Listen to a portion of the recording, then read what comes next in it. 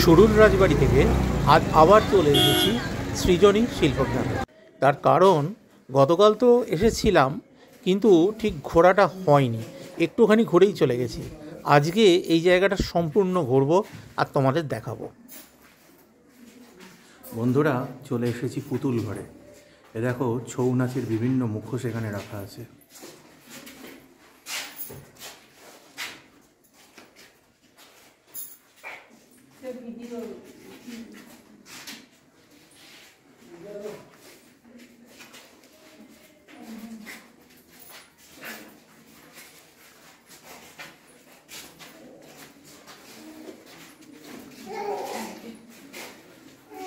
এক সময় পুতুল নাচ বাংলার এক শিল্পের মধ্যে অন্যতম ছিল। তা এই পুতুলগুলো হচ্ছে সেই পুতুল নাচের পুতুল।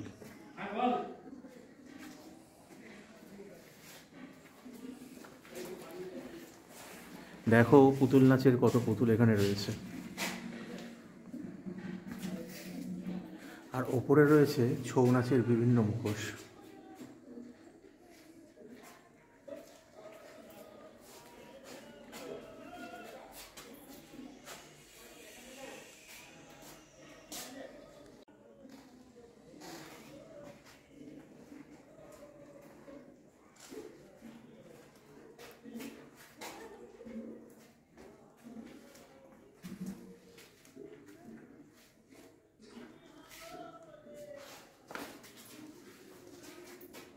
দেখো বন্ধুরা, তোমাদের দিদি ছবি তোলার জন্য কি সুন্দর একটা জায়গা দেখে একদম পোজ দিয়ে দাঁড়িয়ে পড়েছে। এটা সৃজনী শিল্পগ্রামের মধ্যে। আমরা গতকালও এসেছিলাম কিন্তু জায়গাটা এত ভালো লেগে গেছে আবার আজকে এসেছি। বন্ধুরা দেখো, পালকি বাহকরা পালকি টেনে নিয়ে চলেছে। এই সমস্ত জিনিসই আমাদের বাংলায় এখন লুপ্তপ্রায়।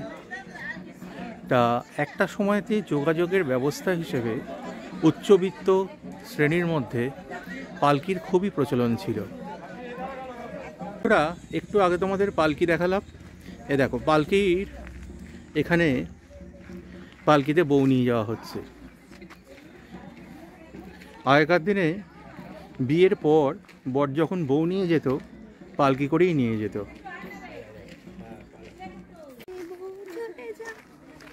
আমরা চলেছি সৃজনী শিল্পগ্রামের আরও ভেতর দিকে। দেখতেই পাচ্ছ সরু রাঙামাটির পথ। এখানে খুব কালারফুল একটা রুম, অপূর্ব বোগেনভিলিয়া।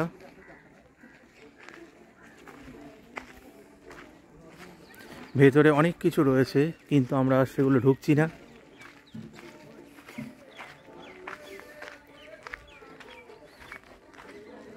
দূর থেকে বাউল গানের শব্দ ভেসে আসছে।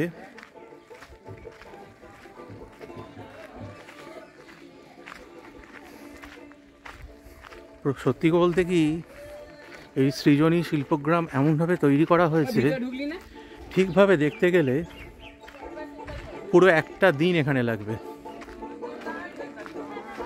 এই দেখো, সেই বাউল গায়কের কাছে এখানে আমরা চলে এসেছি।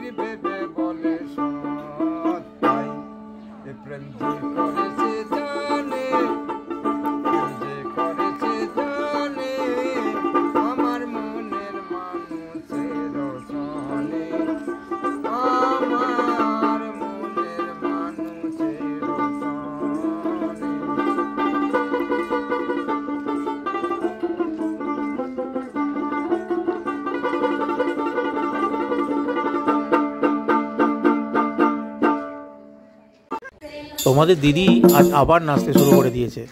দেখো বন্ধুরা কেমন লাগে, জানিও কিন্তু কেমন লাগলো।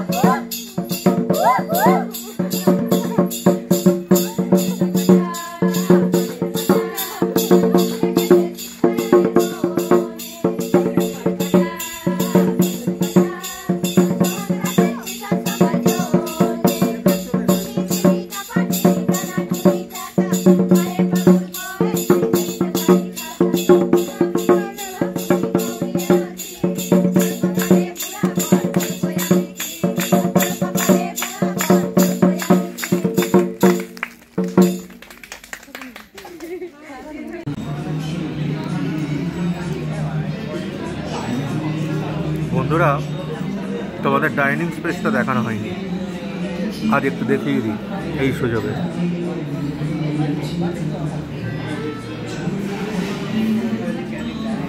যথেষ্ট বড় এবং সুন্দর করে সাজানো। বন্ধুরা, আজকে স্পেশাল আইটেম হচ্ছে ইলিশ মাছ। তোমাদের দিদি অলরেডি খাওয়া শুরু করে দিয়েছে। যথেষ্ট বড়, তোমাদের দিদি অলরেডি শুরু করে দিয়েছে খাওয়া। যথেষ্ট বড় এবং প্রচণ্ড টেস্টি।